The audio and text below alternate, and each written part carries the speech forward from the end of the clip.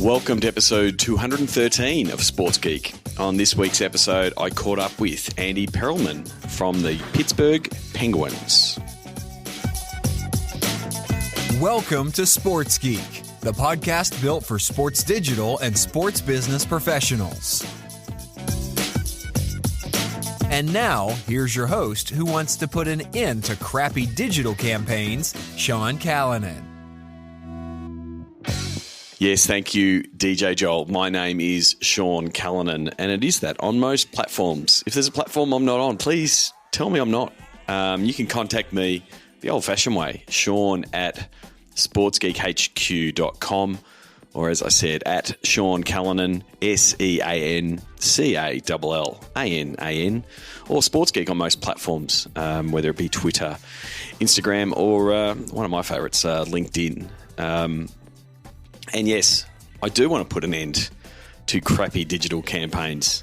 And how we're going about doing that is through the digital to dollars process. The process helps sports teams and leagues understand their digital assets and audiences and channels and value to get to the solution, get to the part at the end. No more crappy campaigns, but also to drive more revenue in for your sports team or league. So it's about knowing your audience. It's going to be a big part of the discussion in today's podcast with Andi as she discusses her fascination with fans and the psychology behind fans and what they're thinking and why they're doing things. I think it's a really big part of understanding your audience.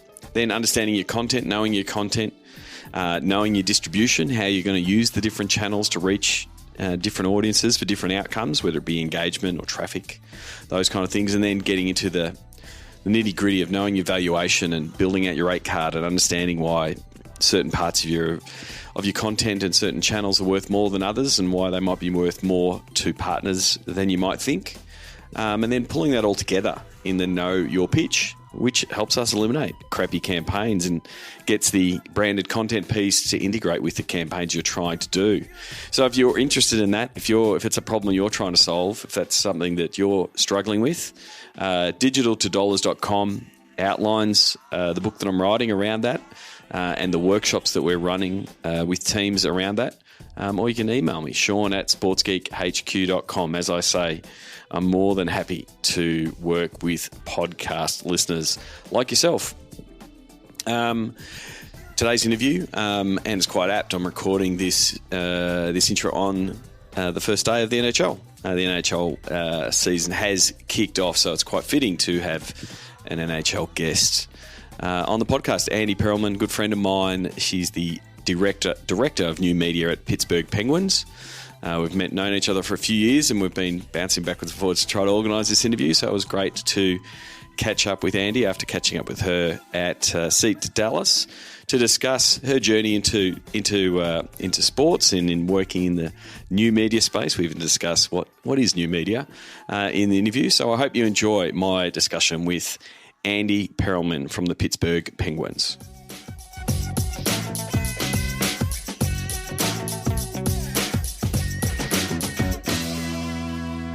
Very happy to have good friend of mine, Andi Perelman, Director of New Media at the Pittsburgh Penguins. Welcome to the podcast, Andi. Thanks. I'm excited to finally be here. Yes. So I wanted to, catch up with you. We've met many years ago at Seed Conference and interested in your role at the Penguins. But before we get into that, how did you break into the world of sports? Yeah, so I went to grad school at Georgetown for sports industry management, and I wasn't really sure at that point when I started what I wanted to do in sports. Through my classes and my internships, I kind of fell in love with social media and marketing, and my undergraduate degree was in government and politics. So I was always kind of interested in marketing candidates and how to talk to people. And it kind of just... Yeah, did you have a writing? Because I'm always interested in seeing how people come into digital and social, whether they come at it from like the creative side, the journalist side, or in my case the geek and the technology side. Where did you come at it from? Yeah. So I was writing a ton of papers in my classes. I was taking just government and history, and I remember going to the bookstore and they were like, what the heck is your major? I've never seen anyone have to buy this many books. Yeah. And so, yeah, I was writing a lot of papers and just really trying to see like what made people tick and why things are the way they are. So I think my interest in social and digital is kind of like almost a psychology, sociology Yep. perspective, I would say, into like how people think and what makes them tick and how to kind of sway and gear conversation. So that's kind of how I started getting interested. And then through my internships and just interest with doing social, I did a couple things with B2B social. And then I worked at an agency, a sports agency, doing some PR work, and it all kind of led up to eventually when I graduated, I was hoping to do sports and I was hoping to do marketing and social. I worked at an ad agency in Pittsburgh for a little while, and then this job opened up with the Penguins, and it was like a dream come true. Everyone had always told me, be in the right place at the right time. And I was like, oh my gosh, how do you do that? Like what? Yeah. And then I was, and, I had to just make the best of it. And since then, it's been almost 5 years now at the Penguins, just working my way up. And so it makes an interesting point in when you're talking to people who see social and as an avenue to break into sports and see the glamour of being there. And we'll get into the glamour and the non-glamour, I'm sure, in this interview. But it's really important to understand that you're using the tools, because I'm sure when you started at the Penguins and someone said, here you go, Andy, here's the login for the Twitter account, you need to have some experience to be able to drive that account. What was that, I guess, that first experience of starting to see, read every mention and reply that the account's getting, and it's not just one way. But what was that experience like early on? Yeah. Well, it's always nerve-wracking to send like your first tweet from a new account, especially one that has such a big following like ours does. And I think my first move was I looked at all of our social and I started taking notes on where we stood on all of them so that I could track what we were doing and what was working. I really dove into the analytics first, and then I thought I kind of had a better idea of what was resonating with the fans. And then separate from that, and this is a big credit to my VP, he walked me through what our brand is and really helped me understand who we are as a team and what our brand pillars are and what our voice should be, and how our fans see us and how we want them to see us. And kind of with that base knowledge of what was working and then who we are as a brand. And then I think it definitely helped that I'm from Pittsburgh and I know the Penguins. I didn't have to do tons of research on the history. I kind of grew up with this team. So that really kind of created the baseline for me. And then although it was still nerve-wracking to send that first tweet and get out there, you just suck it up and do it. Yeah, and it gets easier over time. It is about then getting those reps, but it is important to have some of those reps on other channels, on other accounts, whether it's working for other brands or working for smaller teams or understanding them, so you're not taking those first couple of reps with a big account like the Penguins social accounts. Yeah, for sure. So when you say, I guess, the tone and the brand and the pillars, mm-hmm. How would you describe it? Like, you've obviously now, moved into your role of director of new media. How do you now describe it when someone now comes on board into your team? How do you describe it to them? Yeah, so we have organizational goals that we kind of walk through, and they start with something as simple as, hey, as an organization, we want to win the Stanley Cup. That's always the goal. And then from there, we kind of parse it down and look at, long-term stability, of financial stability, and adapting to the market and engaging our fans. And what it all kind of comes to in our brand pillars is energy, drive, and innovation. Okay. So those are the three things that we look at the most, and everything we do is kind of built around those three. And, you know, sometimes something I'm doing is much more driven to drive than it is to energy, or innovation to drive, or whatever. Yep. But those are kind of the three things that our entire organization tries to build around. And so that sort of starts shaping the way you respond to fans, but then also the content that you put out. You sort of have a bit of that. You have those checks and balances to sort of say, yeah, we're ticking off 1, 2, or 3 of those pillars to say that we're staying the course on what we're trying to do. Yeah, and it's even as simple sometimes as, you know, looking at a graphic or a photo or that we're choosing to use for the team and saying, well, is this player just standing around, or is there like energy in this photo? You know, does he look like he is determined to do something, or is he kind of just, talking to a teammate on the bench? So those, it comes into even like these little choices that we make. And we talk to our fans about this stuff too, which is maybe a good place to start. Is, you know, we do all these focus groups, and we ask our season ticket holders and people who come to, you know, maybe even one game a year, and try and understand what our brand is to those people. So we ask them things like, if the Penguins were a car, what kind of car would the Penguins be? Yep. Because that's so much easier than saying, you know, what is the Penguins brand? Yeah.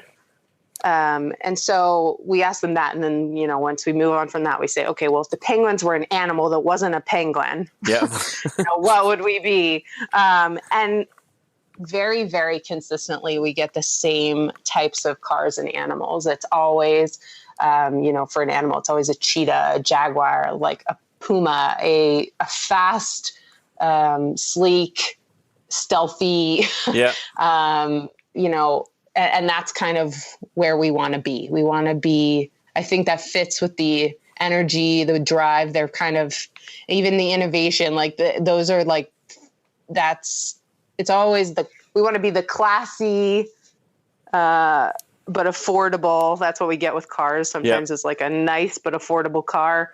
We don't get so much Lamborghini. We get like a nice like Lexus or Audi. Yeah, but reliable and delivers. Yeah. Oh, and you sort of talk about focus groups. How much of in your time at the Penguins has some of that feedback moved online to be able to say, well, this is what this is what the fans are saying. We are hitting the mark with these types of content. How much is it moving away from we're getting in some season ticket holders into a room to ask them some questions to how can we shift some of that feedback online directly, asking the question, or also just the feedback you're getting off the content?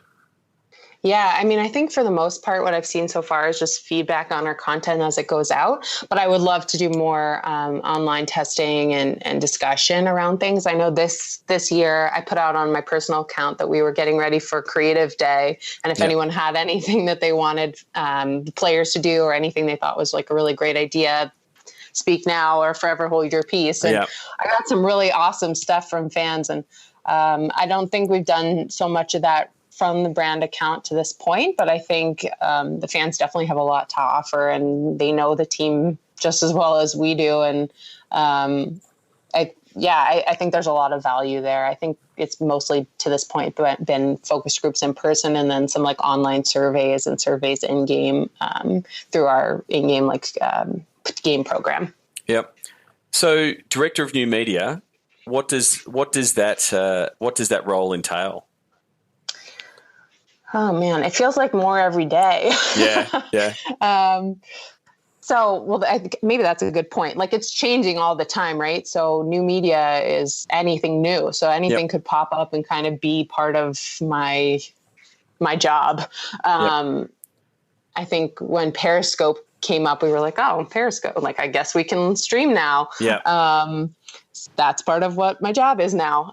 So I would say mostly what I'm doing is managing our social media strategy. Our brand voice is kind of an organization-wide strategic decision on what we're doing, but the day-to-day management of that and, keeping all the kind of very nitty-gritty of the way we say certain things in that social style guide. Yep. I'm the keeper of the social style guide.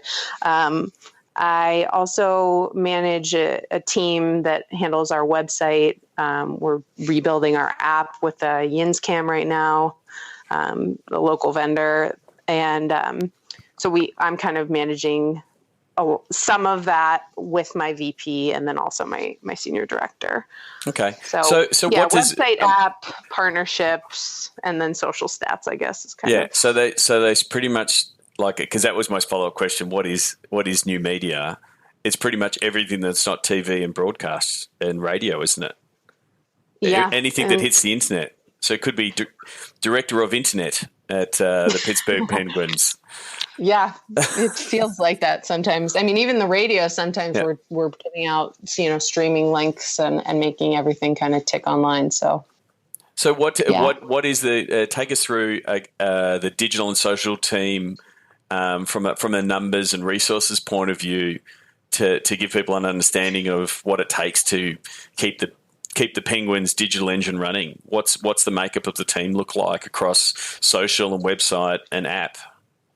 Yeah. So, we have a VP of marketing. So he's now he's actually a senior VP. He just got promoted. Yeah. So, he kind of manages our entire group. Underneath him, we have a senior director of digital marketing. Okay. So that's the only person who has a title in digital marketing specifically. So I kind of dual report to both of them. And so the digital marketing is more commercial focused in like selling tickets, running campaigns, sponsorship, that kind of stuff. Okay. Yeah, It's much more about keeping consistency of the brand. And our senior director of digital marketing, Leo, he was involved with our In the Room, he's producing our In the Room TV show, or behind the scenes. And he has a really great background in like TV and video production. So he's kind of putting together so many different brand assets for the Penguins. And then we are kind of pulling him into the new media aspects of it and kind of teaching him through the social. He definitely sees my team as the experts on social, but he's really good at kind of bridging the gap between us and partnership and us and all of our other branding initiatives. Okay.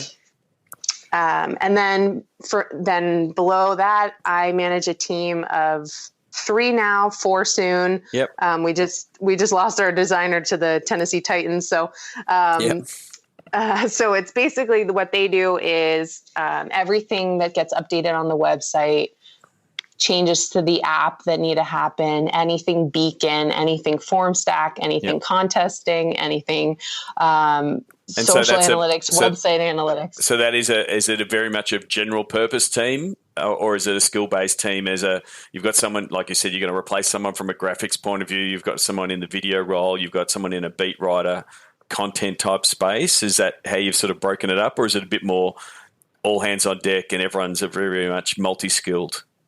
Yeah, I would say it's all hands on deck. I know our graphic designer, that's more specific. Yep. So I would say it's a lot of jack of all trades. Everyone can kind of plug in, but then we all have little things that we kind of own. Specialists at. Yeah. Yep. Cool. And so you talked a bit before early on around, and it was a big discussion point at SEAT around reporting and analytics and what you're looking for. Can you let us know, I guess, some of the tools that you're using, but more importantly, like what are the stats and what are the KPIs that you're looking for when you're looking overall, whether it be social and digital and app? What are the key things that you're looking for? Sure. So the tools that we're using the most right now are TrackMaven, which is just keeping track of everything partnership that we're doing. We're adding in tags and making sure that we can kind of easily say this partnership has this kind of value on social, and maybe here's how it compares to another partnership that we're doing. Yep. And kind of looking at those assets year to year, and even even month by month, and saying, well, should we change this? Is this doing what we want it to do for this partner, and is it worthwhile? So that's I would say our biggest and most important vendor. Another vendor that we just brought on this off season is Tradable Bits, and they're doing all of our contesting with us. That's just a really great way that we've been able to kind of incorporate some partners that we weren't kind of utilizing before. Yep. So I would say that those are kind of the two big tools, obviously with the analytics, normal Twitter analytics, Facebook Insights, Omniture is what we use for our website. So that's the thing. Then, are you still like, again, one of the discussion points was how do you compare all the different platforms? Is there, going back to what are the stats that you're looking for, especially with the landscape changing, the algorithms changing, the traffic coming from social not being the same? What have you been looking for, and what are you looking for from a key stat from what you're trying to do? Yeah. So what we look at is what the platforms look at, right? Yep. So Facebook says what's important is meaningful interactions, which means you put out content and people are creating conversation around your content. So commenting, replying to those comments, and really discussing and creating their own engagement within the comments. And sharing and wanting to be a part of the conversation. So if that's what's important to Facebook, then that's what's important to us too. Yep. We want people to share, and we want our stuff to be seen. So I think for us, we've always said what's important to us stats wise is shares. I think now we're kind of even expanding that into shares and comments. Yep. So creating a conversation is kind of what we're going for. We want people to see our content and want to share it on their platforms, and we want it to be a reflection of who they are and what they're all about. So one of the things I know I tell our partnership folks all the time is, people say, our partners will say, well, we want likes, and we're like, well, do you really want likes? Because a like can be so passive. Like, we're going to post every year when it's Sidney Crosby's birthday. Yep. And there's it's so easy to like it. You can just like it and you'll never think about it again. And it's, it's just so well, it's back to what you're saying. It's back to what you're saying before around it doesn't show energy or drive. It doesn't connect with the fans. Because you're right. You could take a headshot of Sidney Crosby and just put it up there, and that the fans are going to like it because it's Sidney Crosby. They can't not like it. Right. But it's like, what's the relationship you want to have? How deep do you want? Do you want them to love it? Is the key piece. Well, and I think what we say is like, well, we don't want somebody to just like something. We want them to go home and talk about it with their family. We want them to share it with their friends, and not just be a share on social, but something that people will really talk about. So as much as we can do that, that's kind of what we're going for. And so, like you did mention before, new media implies new platforms. So do you have a strategy on tackling new platforms, whether they're iterations like, say, Instagram TV and, Facebook and Instagram pushing that on how you might tackle it, or completely new platforms that pop up like Periscope did a few years ago, or Musically being acquired by TikTok, and it's like, well, should we be on these platforms? Do you have a strategy around those two different scenarios? Yeah. So in general, the way we look at things at the Penguins is we like to be early adopters. Yep. We don't like to necessarily be first, but we like to kind of see what other teams are doing, look at it in a strategic way, talk about how it could work for our brand, and then get in there pretty early. So for us, I think we were pretty early on Snapchat. We saw, I think the Eagles were before us, the Capitals were before us, maybe the Saints. There were a couple teams that were in there, and we looked at their content and we said, okay, well, what do we think of this? How is this different than what we would put out, on another platform, on Facebook or Twitter or Instagram? And would we feel comfortable putting out the kinds of content that they're putting out on these these 3 or however many accounts we looked at. And once we felt like we had a plan and we had something that we were comfortable with without, a big production, because Snapchat is just so organic, then we launched, which was pretty early. I would say we kind of have some accounts that we keep up with that are accounts that I wonder kind of if they're worth it. And over time, they'll probably phase out. But we're looking at you, Google Plus. Yeah, right. Like we do have a Google Plus account, and it gets interaction, and I think some people like it. And part of me thinks in the back of my head, like, oh, this might be good for search. Yeah. But then, is it worth our time? When we could be somewhere else is kind of one of the things that I'm thinking about all the time. We have a Pinterest account I think it's really good. I really think it's like the best in the league. We put in our best photo every game there. We get really awesome fan photos that we put there throughout the season. But, is it worth it? I don't know. I think sometimes like our Pinterest, these things, like they last forever. Like you put something on Pinterest and you get engagement on it for like 3 years. Rather than we put something on Twitter and the engagement kind of stops in 3 days. So it is a bit of an assessment of, I guess, what's the return, but then also going back to your initial study days of the psychology and the audience that's there. And so it's like, yes, you can be putting out particular photos on Pinterest, but it's like, what does that audience and what does that platform best want? And then you're right, because like even at myself, I did a whole bunch of stuff on Pinterest and pushed a lot of content in there. And then every now and again I go and check and I'm like, oh, wow, there's still people posting and reposting. And like, it doesn't need as much management. Yeah. Yeah. Because that's the other thing with new platforms is it's the time concern of we've got to do another platform, so the issue and the challenge of Snapchat is, and, with Instagram stories kicking in, it's like, we've got to what do we produce on game day? What are we producing on those different platforms? And then how do we resource it? Like that's the challenge, because you've only got so many people. Well, yeah. And like we were looking this summer and we don't have a YouTube channel. So we were saying, okay, well, is a YouTube channel something we should look at? Should we start a Facebook Watch channel? Should we start an IGTV channel? And there's so many things that can be done. You can't do it all. Or at least we're not staffed to do it all. Maybe some teams are doing it all. But I mean, I go back to my chat with Richard Clark many years ago at Arsenal, where they sort of took on one social channel at a time until they got it right and found their systems around it and moved on.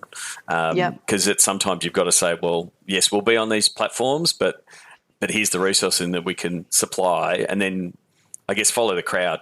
If the crowds are going to be watching long form content on vertical video on Instagram TV, then that's where you'll start leaning in and creating more content in that space. I think the Facebook Watch product is, it's still in its infancy, but you can sort of see where they're trying to go with it.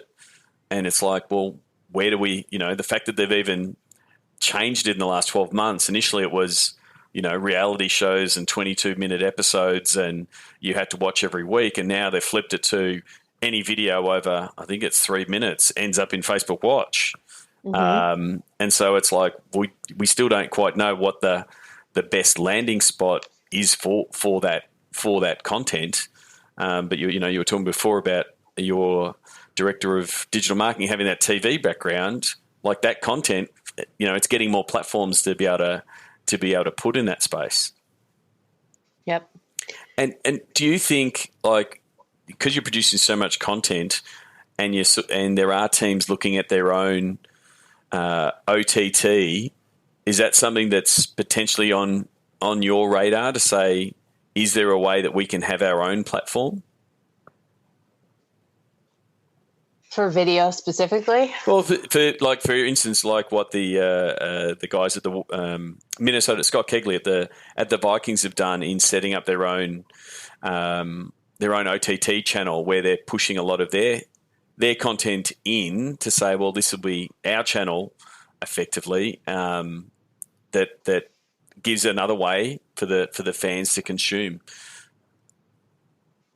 Yeah, I mean, I think that's awesome that they could do that. I think it's just such an undertaking. But I mean, I think it's good if it's working. I think for us, one of the things that we've kind of seen maybe in a different iteration is we had a 24/7 radio show a couple years back, and people were listening, but it wasn't like the smashing success that we were kind of hoping for. And so we kind of dialed it back and we said, okay, well, let's do like the best stuff. And we'll put out this, we'll put out some podcasts and some great highlights of different things from the pregame and the postgame and the coaches show. And for us, that's been better. But I think that's part of just where we are as a market. We get so much coverage of our team. That's not from the team, that's from local media and even national media will come in and cover our team. So, I don't know. It's an interesting idea. I wonder if it would work for us. But it is a matter of making sure that there is the appetite for it. Oh yeah. Well, there's just so much out there, Yeah. And having that point of difference as the team. Have it as the team account that you can sort of potentially provide some of that inner sanctum type content that maybe traditional media partners can't. They're more talking around the Penguins where you're inside the rink, so to speak. Yeah, and I think the thing that's tough for us too is, we're inside and maybe we have some inside access, but at the same time we can't give, quite the same kind of hard-hitting opinion as an outside source, Yeah, there's definitely things you can and can't talk about, which is one of the issues, I guess, working on the team side. But it's something you got to work around. Yeah, I mean, we support our team no matter what.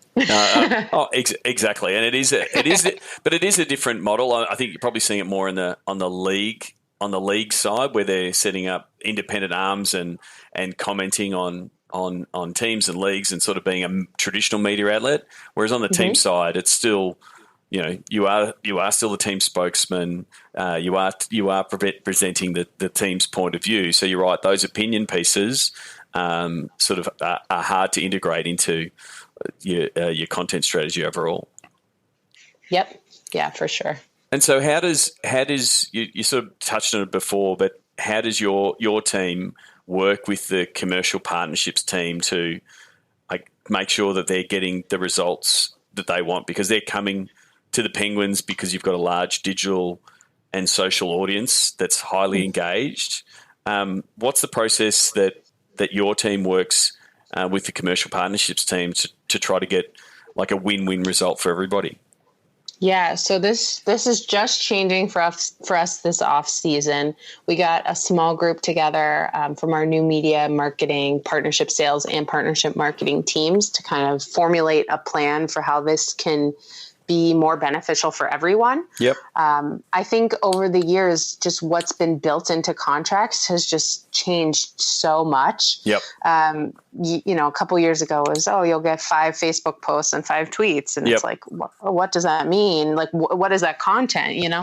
That's like a platform, not like a content plan. So, from that, we kind of shifted into you'll get this, mutually agreed upon social media feature. Yep. And then we kind of looked at that and said, well, how big, like what does that mean? And now we're kind of getting into this much better place where our partnership sales team, before they sell anything digital, they're talking to us. We get a request in our task management system that says, hey, we are selling a new partnership or renewing a current partnership. They want social. We have a floor for how much partners have to pay to be on our social. Yep. So that's maybe a good starting point. We say, okay, it has to be of this level. And then from that, we have a survey that the partners have to fill out to kind of tell us what they're trying to do. And the main things in that survey that we ask for is a primary and secondary objective of the campaign. Yep. So we used to ask that question and we weren't really getting the answers or at least as specific of answers as we were hoping for. So we kind of got sick of hearing brand awareness because who knows what that means? That means so many different things for different people. And so we made it kind of now like it's tick boxes in a form stack. So you can say, I want foot traffic, or I want retweets, or I want information and email addresses or leads or whatever. And then if we can't do that first objective, then we'll make sure to do that secondary objective. So we kind of create based on all this information we get from the partner. And then although that takes a little bit longer to produce, the back and forth that would happen later is just so much less. It's so important. So I call that strategy the Spice Girl strategy of asking them what they want, what they really, really want, right? And because if they just say we just want brand awareness, it's like cool, we'll give you brand awareness to 45-year-olds that like hockey. Are you interested in those people? Like it's an audience thing, and understanding that. And so, I mean, that's vital, because if you're producing even just a content campaign and you don't know what they're trying to do, then it's an impossible brief. You'll just end up, saying, yes, we got lots of likes and comments, but if it didn't drive, foot traffic, or it didn't sell things, it didn't succeed. So do you then come back with potentially a campaign idea that might be using something like tradable bits, and then potentially a content series that fits their demographic, that kind of thing, and that process is starting to work a little bit better? Yeah. So that's pretty much how it works. They might come back to us and say, okay, we got some more information, or we need to tailor this a little bit to something else. But yeah, we usually come back with at least a couple ideas. We try and build out demos or show similar content that, or kind of guesstimate how it will perform. Yep. And then we've kind of been in on more of those conversations then when they're going to pitch it, so that, it's coming from us and we're kind of explaining, and we can give them more background if they have questions. It's not just our sales team going in there and kind of just having what we gave them. It's our social team going in there and having all of the stats that we can pull at any second, and just kind of like help them get through that part of the sale. Because it's confusing. It's confusing for the partner a lot of the time. We have a lot of local partners that aren't, socially savvy.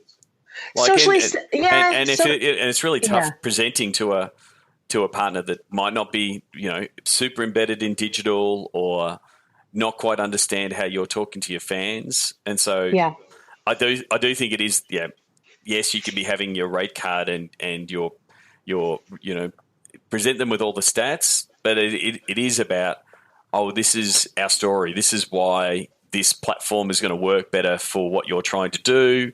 And having someone from a digital background, either in the partnership team or helping the partnerships team, is vital to tell that story. Because if you just say, we're going to do something in digital, this is what it's worth, and you're going to pay for it, it doesn't sell the emotional and the story it's really going to hit the mark with the fans that they want. Yeah, for sure. And I think our sales team and our partnership marketing team has just gotten so much better at like hearing, what our stuff is and understanding our social. Just we had kind of like a wholesale change out on our sales and marketing team a couple years back. And these last few years, I think it's just been so great getting to the point now where they have talked to us through so many campaigns that they really know our stuff and what kinds of things we're going to say. And then, we're there to help them through. The other thing that we kind of talked about is what we're doing with paid social, and when we're comfortable doing paid social, when we're comfortable engaging and replying to or retweeting partner social. And we kind of have a best practices sheet that we're giving to our partners, so that when they say, hey, can you like this? Can you reply to this? Can you retweet this? They have a list of, okay, well, here are the things that are good when you're doing this post. If you use our wrong hashtag, that's a reason that we wouldn't want to, engage with your post, or if you, I don't know. But There's also such simple things. to talk them out of potentially something that will present present poorly on them. Like you said, like using the wrong hashtag, or they're clunkily going in trying to talk to fans. You're like, no, our fans don't like it that way. Like we don't. It'll be a worse outcome if you go and do that. Yeah. Even if we don't engage, our fans will find out about it and tell you all about it. So it's a bit of you providing the fan expert hat for them to go, no, this will work, and this won't. Yeah, I mean, even going in there with like just a general like social media best practice, I think sometimes even just will help. Like, hey, like, why are you adding 3 hashtags on this post? Like this tweet, like, what do you think that's doing for you? Yeah.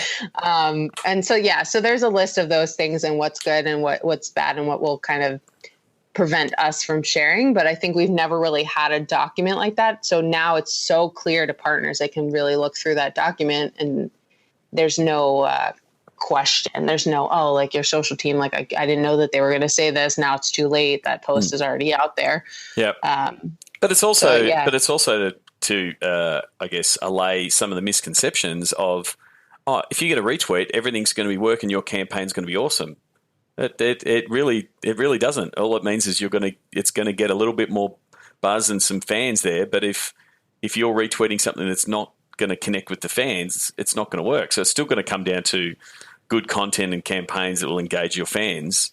Retweeting or posting from the team account is only a small crutch, really.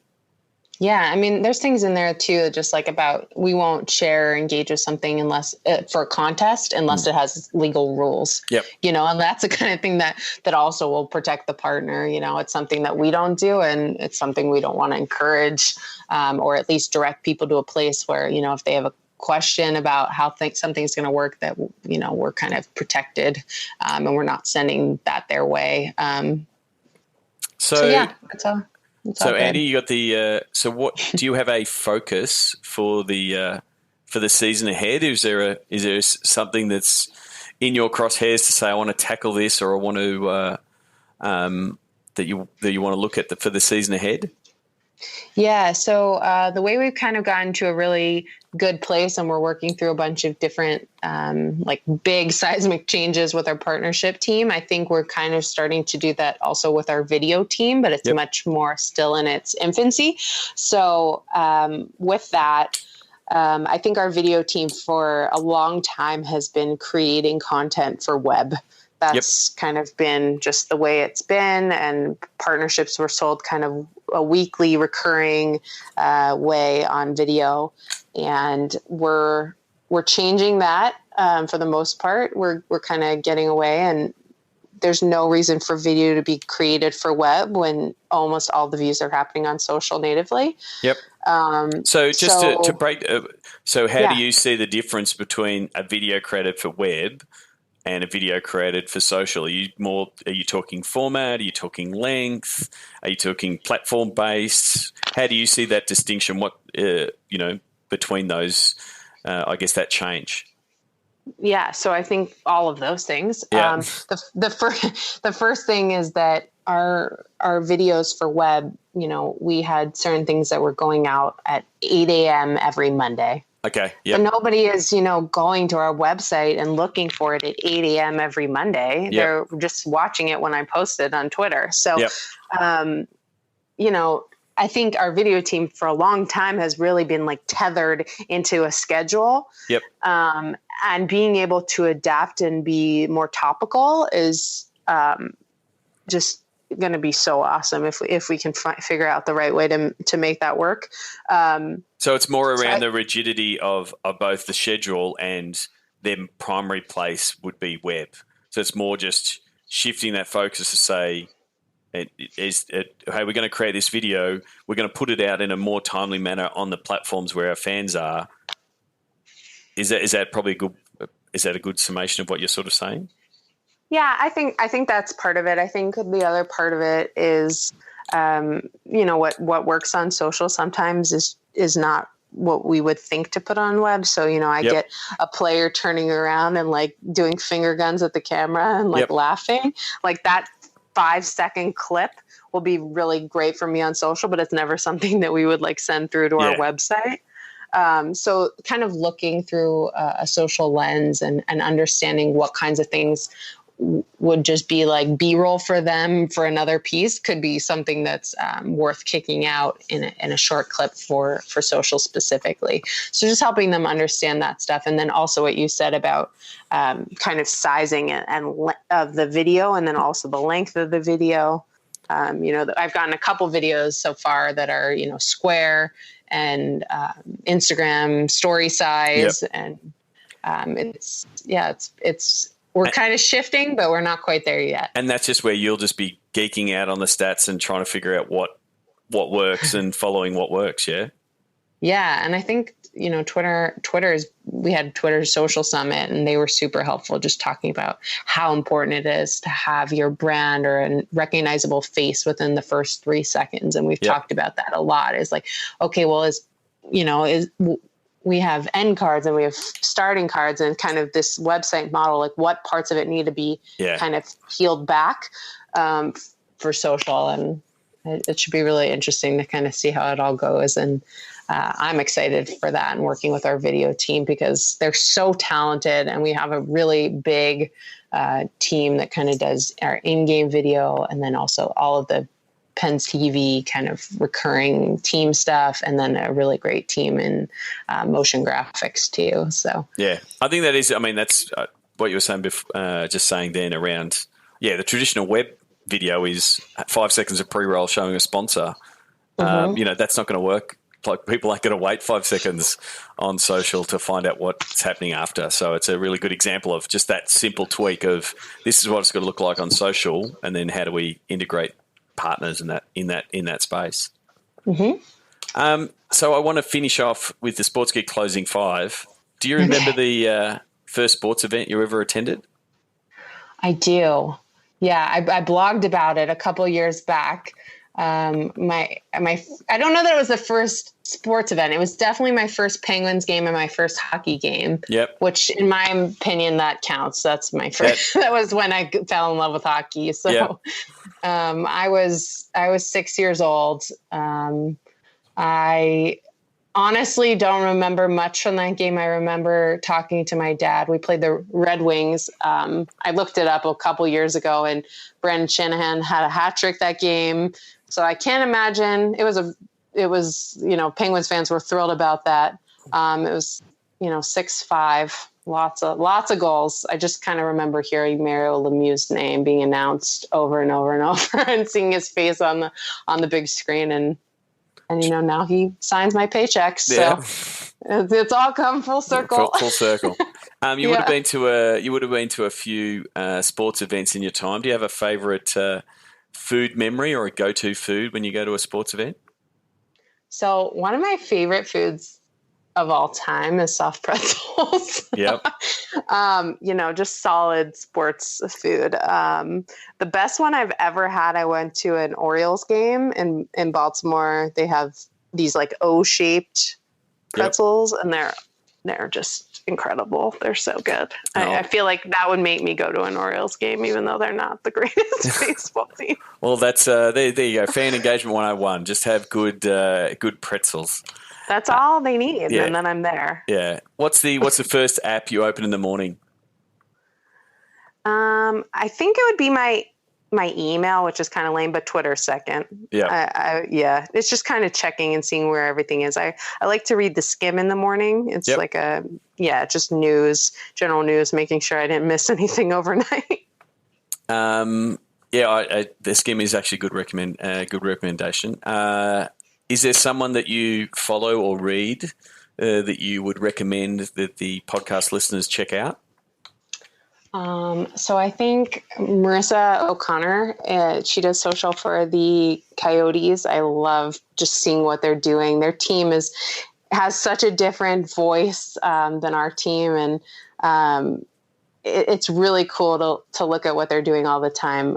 They had players giving analysis of The Bachelor, and they're just so goofy in a way that, our guys aren't really, they don't feel comfortable to do that stuff. So I love looking at what they do, and just kind of showing everyone on our staff like, oh my God, look what the Coyotes did. But that's a really important point of like that opportunity of having players that are comfortable and showing their personality. Then it's something you can leverage, but you can't force it. You can't force it. And I think Dave brought on Paul Bissonnette, and like that's really helped them kind of like get that out of the guys. Yeah. But it's also just they're in such a different market than we are that it's fun to look at that stuff. But there's no like, when you need like to get fans in the building, it's different. It's a different, you really need to market in a different way. And I think they do just a phenomenal job of that. And then other things that I read, I just read this book called Everybody Lies that I think was like the greatest book of all time. It's all about big data and when you Google, what your Google searches say about who people, like who you are and who people really are. And I just found it so interesting. I made like my whole department read it. So it's called Everybody Lies? Yeah, it's called Everybody Lies. It's by Seth Stevens Davidowitz. And I will put. I think it's a New York Times bestseller, but it was awesome. You did say the best book you've ever read, so you haven't gone soft on recommending it. So I'll definitely check it out. I mean, the best for like I understand what you mean. Like I love the enthusiasm. I get nerdy figuring out how people tick. So this was a big book for me. Terrific. Lastly, what social media platform is your MVP? And so this, you can answer this as yourself.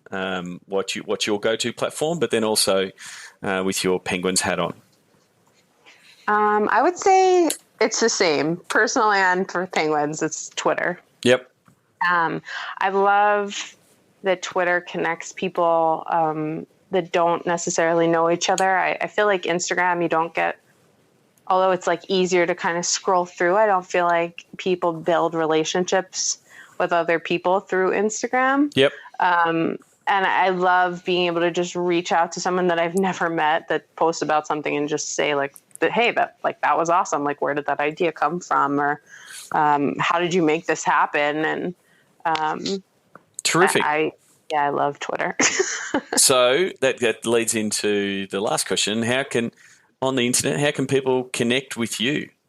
What's the best way?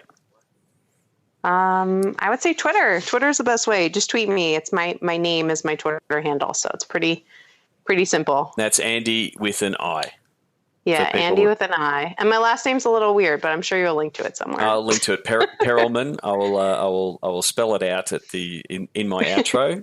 Thank you very much for coming on the podcast. Looking forward to catching up with you in the near future at a conference, and maybe you'll have to get to a Penguins game sometime. Anytime. You let me know when you're in Pittsburgh. New workshops on audience, content, distribution, valuation, and pitch following Sports Geek's Digital to Dollars process. Go to digitaltodollars.com. Thanks again to Andi Perelman. You can send her a tweet. Andi, ANDI, Perelman. As always, the show notes are available under the episode number. So sportsgeekhq.com/213. And Jolie, who does a fine job producing the show notes, will make sure that link will point to the show notes. I also would point out you can also connect with Andi on LinkedIn. She's actually set up her vanity URL. A lot of people don't set up their vanity URL. Everyone's really ready to secure their name on Twitter and the like, to say that's my handle. I don't think LinkedIn has done enough to tell people that makes sense to secure your name. So linkedin.com/IN Andi Perelman, and that's how you'll find her, in the same way you'll find me if you put linkedin.com/in/Sean Callanan. Google it. We might actually put a link in the show notes to tell you how to set up your vanity URL. A couple of things before I finish off. Keynote speaking.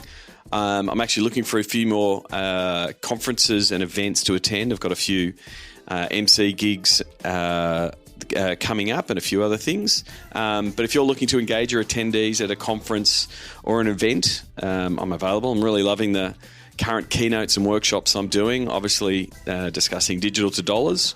We've got a few others around.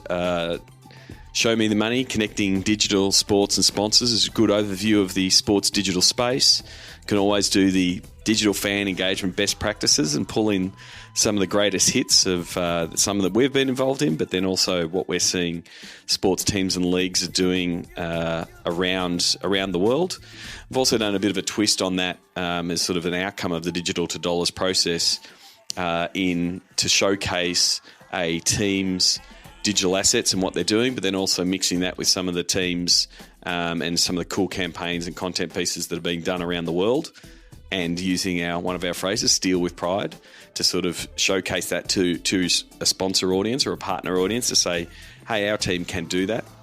But also a few that are a little bit off the beaten track around using Facebook content and ads, which is not necessarily a sports specific keynote.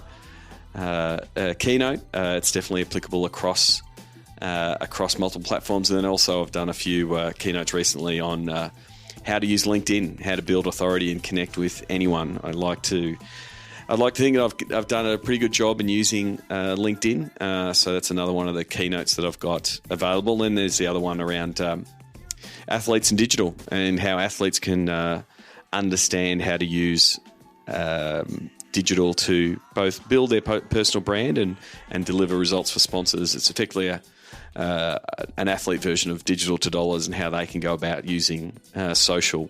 And one of the parts it does feature prominently is LinkedIn, how they can use LinkedIn. So if you are looking for an MC, a speaker, a moderator of a panel, please reach out. You can go to sportsgeekhq.com/keynote to see more info on that. But you can always just reach out and ask me how I can help you.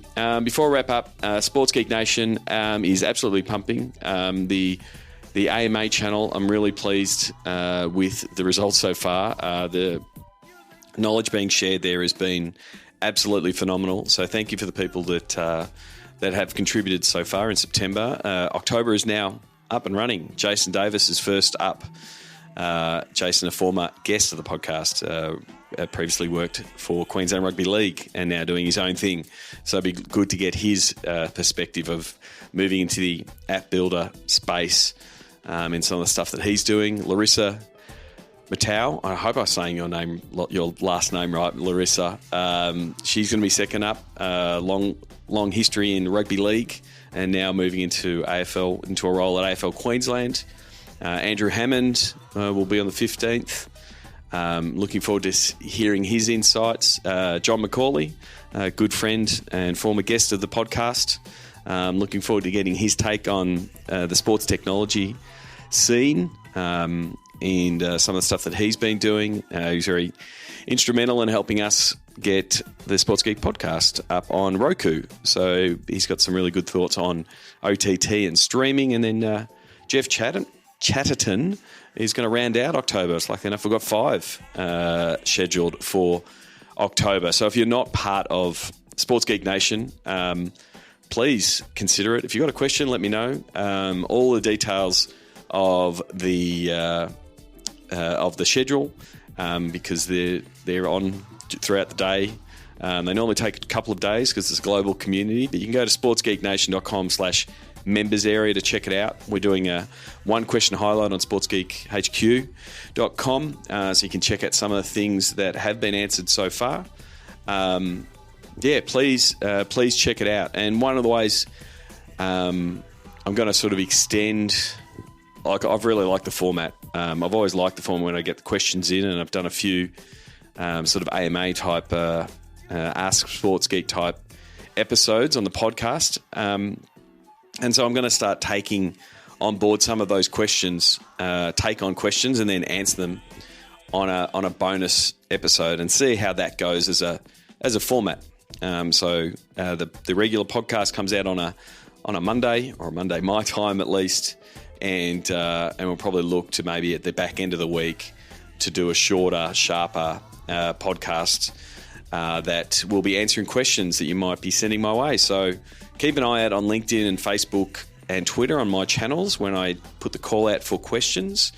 And we'll probably be giving away some monthly passes to access to Sports Geek Nation for questions that I answer. So if you're umming and ahhing and wondering about Sports Geek Nation and want to get involved, you can simply ask me a question. I'll answer on the podcast and we'll give you a pass to check it out. So please keep an eye out for that. Until next time, my name is Sean Callanan and you've been listening to Sports Geek. Join Sports Geek Nation access to exclusive Slack and Facebook groups with regular Q&A sessions with Sean Callanan. Go to sportsgeeknation.com to join. Need help with your digital rate card? Not sure how to price your assets? Is there a disconnect between digital and commercial? That is where Sean works best, in digital divorce counselor mode. Book a time for a call with Sean to discuss the Sports Geek process. Go to sportsgeekhq.com/phone call.